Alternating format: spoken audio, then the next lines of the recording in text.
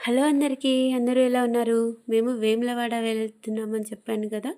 ఆహ్, వెళ్ళేటప్పుడు మా మామయ్య అక్కడ కారు ముందు కొబ్బరికాయ కొట్టారు. మేమందరం వెయిట్ చేస్తున్నాం రెడీ అయ్యి. వెళ్ళే ముందు మా విలేజ్‌కి కూడా వెళ్ళాం. ఎందుకంటే అక్కడ పూజా రూమ్‌లో కొబ్బరికాయ కొడదామని వెళ్ళాం. వెళ్ళి అలాగే మా అమ్మ వాళ్ళ ఇంటికి కూడా వెళ్ళాం పక్కనే కదా అని.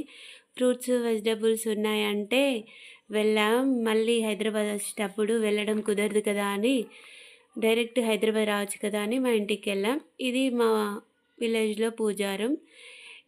ఇది కరీంనగర్ డ్యాము. మేము వచ్చేటప్పుడు అక్కడ దారిలో ఆగాం. వెళ్ళేసరికి మా బాబు నా కోసం డ్రాగన్ ఫ్రూట్స్ తెచ్చిపెట్టాడు.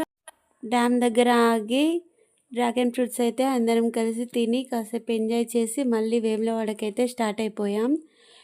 ఇక్కడ ఇది మా ఫ్యామిలీ అందరం కలిసి ఫొటోస్ దిగాం కొన్ని. ఇది వేములవాడ గుడి ముందు. లోపల అయితే మేము వీడియోస్ ఎక్కువగా తీసుకోలేదు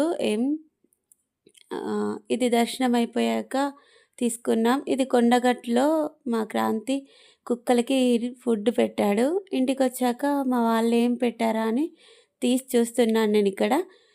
బెండకాయలు, సీతాఫల్, డ్రాగన్ ఫ్రూట్, ఇంకా బోడ కాకరకాయలు, కొన్ని కంకులు పెట్టారు. చూసి ఇంక అన్నీ సర్దుకొని హైదరాబాద్‌కి వచ్చేసాం.